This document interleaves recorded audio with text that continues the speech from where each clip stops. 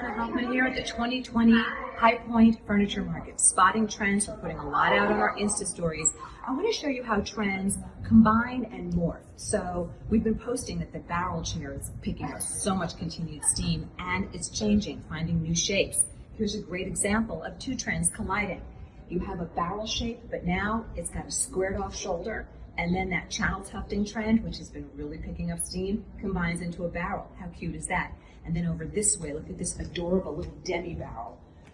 Totally reduced bag, totally reduced scale, absolutely adorable. So you can see how same trend picks up steam, starts to shift. And here's another something in the line of barrels behind Katie. Here's another barrel. It's the arm that changes, right? So in the design world, you see that you have these morphing trends. Trends don't just stop or die.